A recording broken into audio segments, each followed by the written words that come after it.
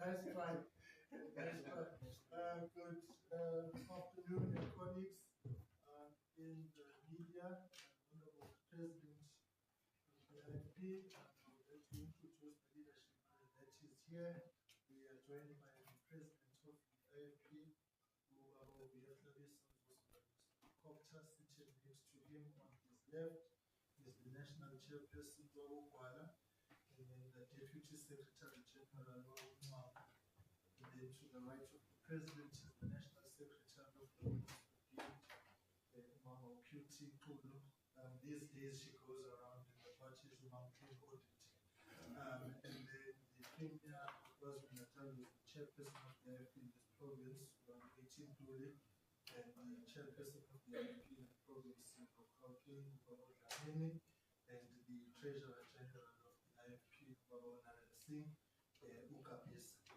colleagues, happy Monday, and thank you very much for joining us this afternoon for this press briefing. I would now request humbly the President of the IFP, who we have Labisa, to come forward and to render the IFP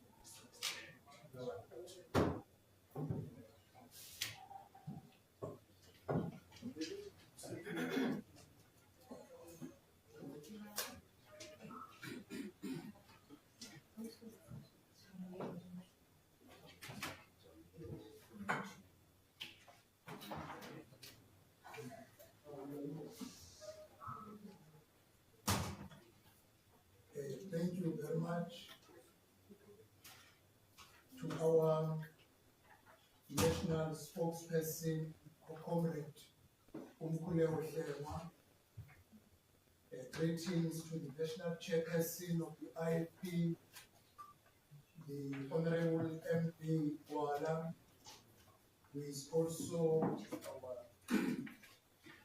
chief whip in the provincial legislature of KwaZulu-Natal, and greetings to our Deputy Secretary General, Honorable Mngamo, and greetings to the Secretary at the national level of the Women's Brigade, who is also our Mayor, Tumlalazi Umama Mrs. Cutie Xulu. Greetings to the Treasurer General, Honorable Naren Singh, who is also the Deputy Minister at a national level. Greetings to our Premier in the province of KwaZulu-Natal, who is also the Chairperson of the IFP in this province. And lastly, greetings to Honorable Bonkosi Dlamini, our Chairperson in the province of Gauteng, but also our MEC in the Government of Provincial Unity in Gauteng. Greetings to all the media houses that are present here and those who are following us in other platforms, and greetings to the people of South Africa. Ladies and gentlemen of the media, we felt it important to call you here today to add our voices to the pressing matters facing our nation and to reaffirm our commitment to accountability, transparency, and responsible governance. The Inkatha Freedom Party stands firm in its unwavering commitment to serve the people of South Africa. We regard the mandate entrusted to us by the voters in 2024 as a sacred people's contract, a call to be responsible leaders and dedicated servants of the people of South Africa. We want to thank you for honoring our invite this afternoon to allow us to report back to the people of South Africa, the nation at large, through your good selves, the media.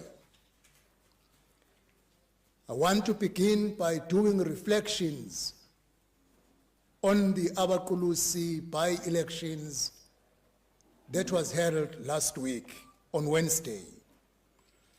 The IFP has consistently demonstrated that it is a party that values its principles, its voters, and the development of our communities.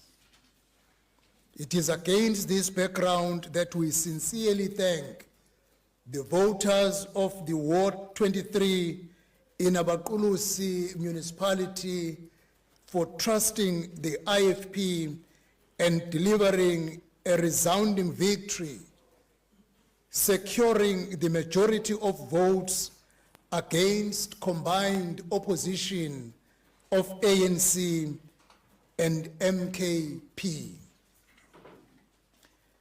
The victory of the IFP at Abaqulusi was a clear demonstration that people who support the IFP are not confused by the IFP's participation in the GNU or GPU. They know when it comes to the time of voting the IFP, they will clearly put their cross next to the IFP and endorse the IFP because they know the IFP is in the GNU or GPU in order to govern or be part of governance, but this does not dilute the image of the IFP. The endorsement on Wednesday at Abaqulusi was a clear endorsement reflecting that our supporters recognize the IFP as a party differentiated by its track record and integrity, that it is a testament that the people trust us to deliver real change, especially in contested space. When it comes to current political developments, recently, following the pronouncements of Lieutenant General Nhlanhla Mkhwanazi, the IFP issued a statement on July 6, 2025, calling for a judicial commission of inquiry led by a retired judge and demanding that Minister Senzo Mchunu be placed on special leave. Therefore, the President Ramaphosa's announcement on July 13, 2025, squarely aligns with our recommendations, demonstrating that our voice has an influence on the national discourse. We note also the subsequent developments, the suspensions that has been carried after the 13th of July, as well as the work of Parliament emanating to establishment of the ad hoc committee. We welcome these steps as positive progress towards accountability. The allegations made by General Mkhwanazi go to the heart of a matter of serious concern to the IFP, this being political violence. We are seated here with a long list of unresolved cases of matters of political office bearers. We remain with no answers and families are without closure. Political interference and disruption as alleged into the investigations of political killings require a full-scale investigation. The allegation by Lieutenant General Mkhwanazi have entrenched a trust deficit between the SAPS and the country which must be reversed through due process and through investigation. We further understand that the country is suffering from Commission of Inquiry fatigue, but the hard truth is that the SAPS, being a subject of allegation, is now the focus of investigations. A SAPS-led investigation is therefore not an option under the current circumstances. The IFP remains a vocal participant within the GNU, holding the government to its promise of transparency and swift justice. The NPA must do more and better and refocus itself to speedy prosecution, especially on the findings of the Zondo Commission of Inquiry into allegations of state capture. The work of the NPA so far does not inspire any confidence, and it is a bleeding wound. It is a bleeding ground for public mistrust. Restoring public trust in our security and legal systems remains our priority. When it comes to the question of the national dialogue, 8 years ago, on 5 May 2017, our founder, Prince Mangosuthu Buthelezi, emphasized the importance of national dialogue on issues like land reform, traditional leadership, poverty alleviation, and social cohesion. He pointed out almost prophetically that, I quote, South Africa has reached a crossroads economically, politically, and socially. We cannot move blindly into the future, accepting the present trajectory as fixed. It is not. We are, after all, masters of our own destiny, close quote. It is a matter of historic record that CODESA fell short in many respects to wholly transition South Africa into democracy, as political freedom has not, amongst others, translated into economic justice for South Africans. Since 1994, we have continuously advocated for a meaningful conversation through a national dialogue on these critical issues, because national unity and social stability depend on our collective ability to address these outstanding matters. The Inkatha Freedom Party firmly believes that South Africa's future depends on an open, inclusive, and honest dialogue amongst all its citizens. As Shenge reminded us, a national dialogue is not just about talking. It is about listening, understanding, and finding a common ground to address the nation's most pressing challenges. In times of economic, political, and social crossroads, dialogue offers a consensus seeking path to nation building. It emphasizes the importance of engaging diverse voices across all segments of society, from government and traditional leaders to ordinary citizens, to forge solutions rooted in mutual understanding. The IFP, therefore, lends its support to the upcoming dialogue to be held on the 15th of August 2025, because we recognize that genuine nationhood can only be achieved when leaders listen to the cries of the people and work together. As Prince Mangosuthu Buthelezi reflected, talking and listening are the foundations of a united South Africa. We remain committed to this principle, believing that through dialogue we can reclaim the South Africa of our dreams, strengthen our democracy, and build an equal and prosperous nation.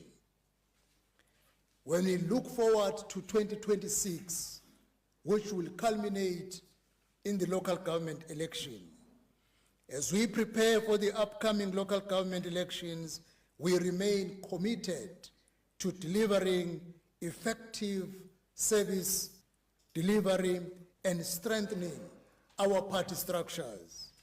Where we lead at local government, we are closely monitoring our municipal leadership performance.